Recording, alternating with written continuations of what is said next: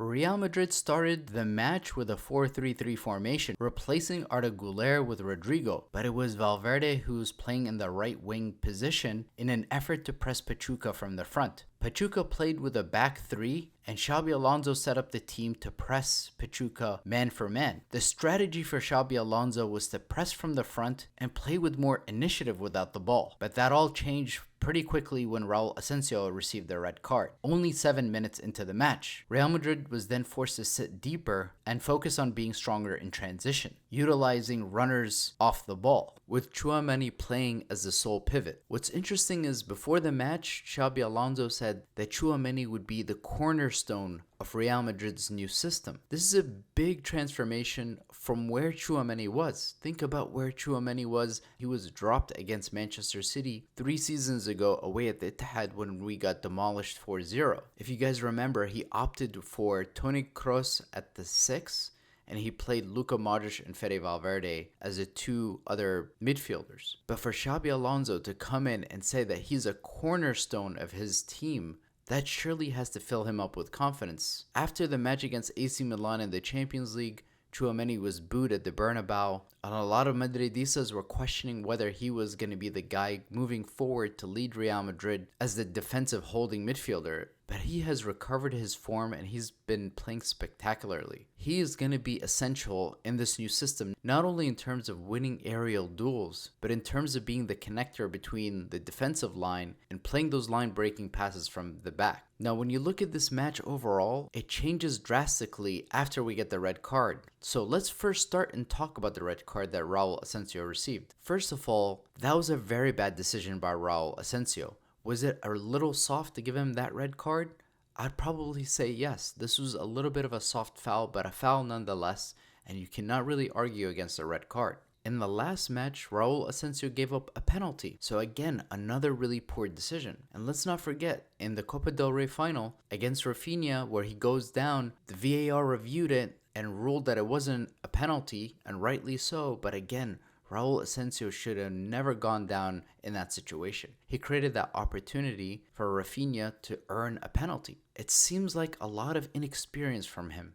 He's a very raw defender. He has a lot of really good physical qualities, but his decision making isn't the best. Now just compare him with Dean Huijsen. How amazing was he tonight? Dean Huijsen completed 93% of his passes, along with completing 3 long balls, completing 2 dribbles, and add on top of that his ball carrying out of the back. Dean Huijsen is a generational center back. He easily is now our best center back at the club. And to think about the center backs that are out there in the market today, this guy is going to be number 1 or number 2 for the next decade, without a shadow of a doubt. How comfortable is he with the ball at his feet?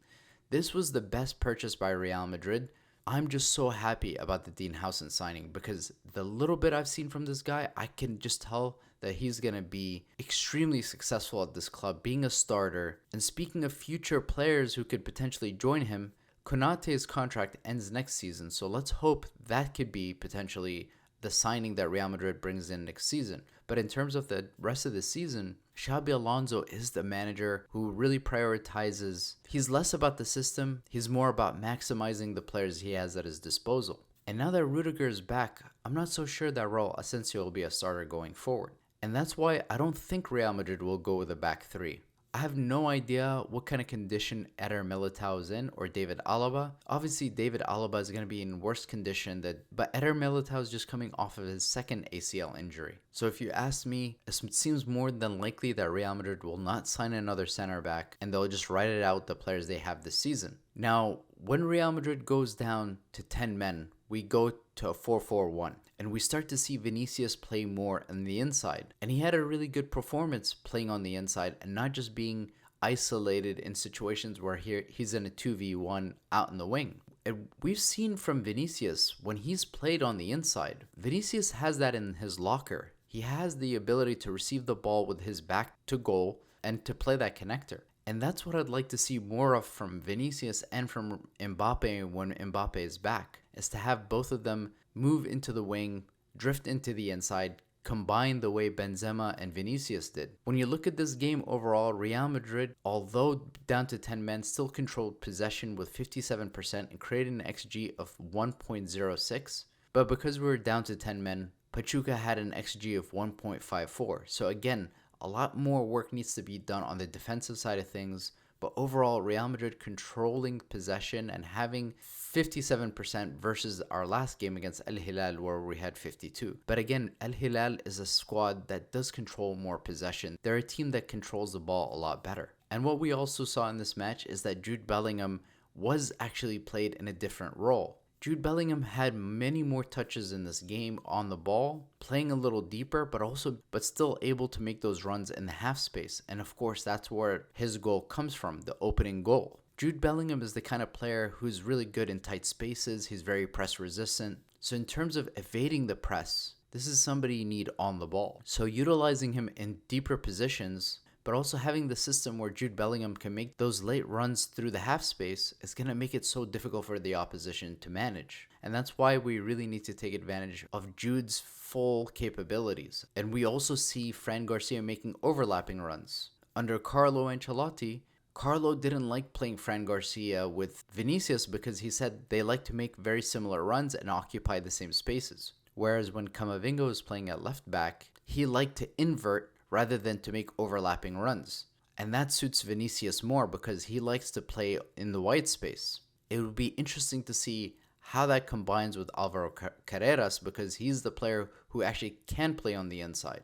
Speaking of players who played on the inside, we saw Trent play a very similar role in this game from what we saw in the game against El Hilal. He played more centrally. And of course, that Arda Güler goal comes from a Trent taking advantage of that open space, whipping in the ball to Garcia, and he then assists to Arda Güler. You can see that Trent is slowly growing into the team, but the truth of the matter is we do need to have more possession of the ball. And whoever is going to play that right center back position, they need to be on their A game, whether that's Rudiger or if you switch Dean Huijsen, you put him there, because that's the space that our opponents are going to look to take advantage of. For that opening goal that Jude Bellingham scores, Pachuca was really pressing us. Trent plays that ball over the top to switch the possession where Jude Bellingham wins that header. Let's be generous and say that Trent was aiming for Jude Bellingham there. But Real Madrid needs to find solutions for that, because that's what we struggled with last season. When teams really went full throttle on their press, that's where we really struggled to play the ball out of the back. The last two things I'll talk about in closing this video is the return of Kylian Mbappé and what that means for the system. Kylian Mbappe's ability on the ball is unquestionable. He's a generational player.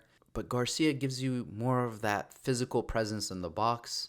Garcia is a player who works so hard on the ball. You saw that Xabi Alonso today dropped Rodrigo. He played Fede Valverde up front in the front three so that he could press the ball more. And Pachuca likes to play with a three in the back. And Xabi Alonso's tactic was to go man for man with the press. That's why he put Fede Valverde in there and dropped Rodrigo. But what does this mean for Rodrigo going forward? What happens when Kylian Mbappé comes back with the pressing? I'll be keeping an eye on it, so make sure you guys subscribe to my channel. Thank you for watching, and Hala Madrid.